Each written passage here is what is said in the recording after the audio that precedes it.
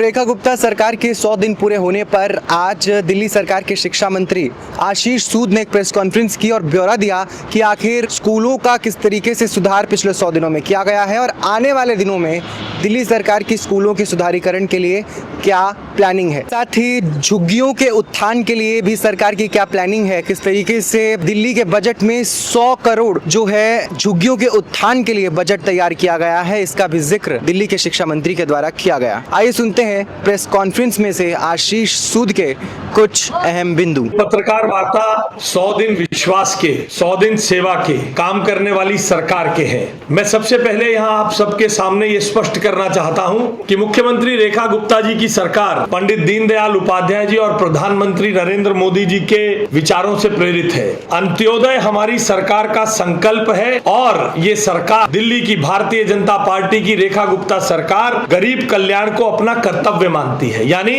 अंत्योदय हमारा संकल्प, गरीब कल्याण हमारा कर्तव्य है। मैं क्रमबद्ध तरीके से कैसे इस सरकार ने 100 दिन में अपनी गतिविधियों से गरीब कल्याण, मध्य वर्ग के उत्थान, गरीबों को आगे लाना और मिडिल क्लास के जीवन को सुगम बनाने का काम करने का प्रयास किया है, मैं आपको अपने मंत्रालयों से संबंधित कुछ बिंदुओं से ये स्पष्ट कराने की कोशिश करूंगा कि गरीब अंत्योदय हमारा लक्ष्य है, संकल्प है और गरीब कल्याण हमारा लक्ष्य है। इस सरकार ने आते ही सबसे पहले गरीबों के मकान जो केंद्र सरकार द्वारा प्रधानमंत्री आवास योजना के तहत बने हुए थे, मुख्यमंत्री लिखा जाए इस कारण गरीबों को मकान दिए नहीं गए, उसमें 43 करोड़ रुपए की लागत से सावदा घेवरा मोड़ पर गरीबों के 2500 मकानों के पुनर्निर्माण का रीडेवलपमेंट का रास्ता खोला है। नेक्स्ट, इस सरकार ने केवल भारतीय जनता पार्टी की इस सरकार ने जो 27 साल बाद बनी है, मोदी जी के संकल्पों को पूरा करने के लिए मुख्यमंत्री रेखा गुप्ता जी के निर्देश पर ड्यूसिप में पहली बार 700 करोड़ रुपए का बजट दिया गया है ताकि झुग्गी में रहने वालों का जीवन सुगम हो, झुग्गी में रहने वालों के लिए नए टॉयलेट ब्लॉक्स बने, झुग्गी में रहने वाले लोगों के लिए जो माताएं बहनें रहती हैं जिनके लिए स्नान गृह नहीं है, खुले में नहाना पड़ता है या अपने घर के अंदर झुग्गी के अंदर नहाने की व्यवस्था करनी पड़ती है, पहली बार 700 करोड़ रुपए देकर इस सरकार ने झुग्गी वालों के संदर्भ में जीवन आसान करने का काम किया है। और आपको यहां बताना बहुत जरूरी है, पिछली सरकार ने रात को 11:50 पर 31 मार्च को ड्यूसिप का बजट दिया था ताकि वो इस्तेमाल भी ना हो सके और आज ये सरकार, पिछली सरकार अपने आप को झुग्गी वासियों का बहुत बड़ा हितैषी कहने का बात करती है। मैं उपस्थित साथियों, इस सरकार ने आते ही इस शिक्षा की व्यवस्था में आमूलचूल परिवर्तन करने का काम किया है। दिल्ली के विश्वविद्यालयों से दिल्ली सरकार के संबंधित कॉलेज तमाम लड़ाई में पड़े रहते थे। दिल्ली के बच्चों का आज दिल्ली विश्वविद्यालय में कौन पढ़ने जा रहा है? आपके हमारे मध्यवर्गीय परिवारों के बच्चे जा रहे हैं।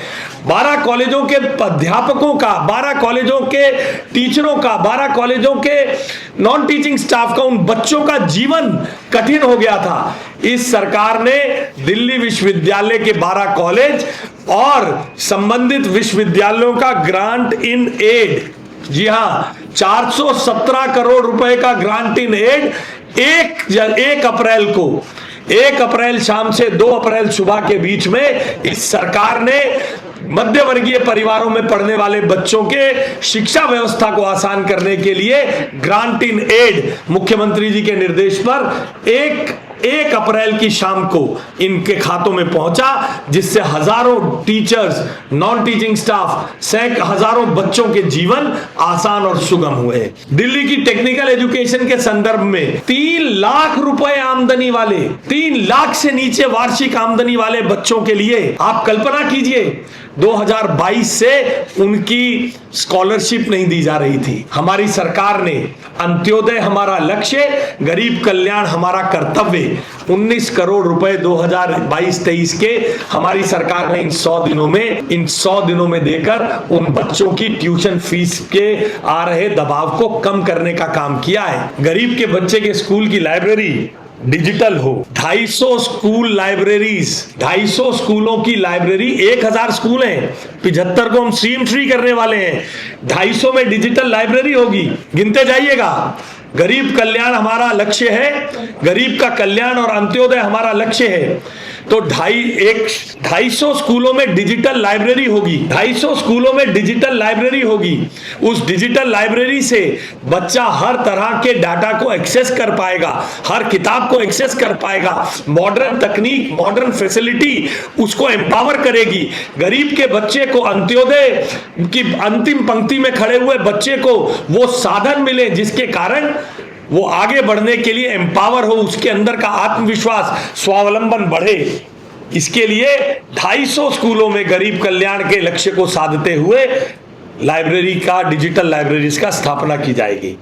Doctor APJ Abdul Kalam language lab, 100 language lab जिसमें इंग्लिश, फ्रेंच, जर्मन, स्पेनिश और एक भारतीय भाषा जो बच्चा पढ़ना चाहेगा। एआई ड्रिवन लैब, 1000 सरकारी स्कूल हैं, 250 में लैब बन रही है, 100 में डिजिटल लाइब्रेरी है, 75 सीएम श्री स्कूल है। इतनी बड़ी लक्ष्य को साधने का काम मुख्यमंत्री रेखा गुप्ता जी के नेतृत्व में, नरेंद्र मोदी जी के अंत्योदय के लक्ष्य को साधने के लिए भारतीय जनता पार्टी की दिल्ली सरकार करने वाली है। तो दिल्ली का शिक्षा विभाग इसको करने वाला है। मुख्यमंत्री डिजिटल एजुकेशन स्कीम के अंतर्गत मेधावी बच्चों को, 1200 बच्चों को, हमारी तो कोशिश है आने वाले समय में गरीब का बच्चे की हर क्लासरूम इसी प्रकार से एआई तकनीक के साथ चले। मगर पिछली सरकार हमें खजाना खाली सौंप के गई है, इसलिए अभी पहले सत्र में 1200 बच्चों को, मेधावी बच्चों को लैपटॉप देने की योजना हम सितंबर में पूरी कर देंगे। और अभी 90% से ऊपर आए बच्चों के, मेधावी 100 बच्चों को 20 स्कूलों को पुरस्कृत हमने 100वें दिन अभी किया है।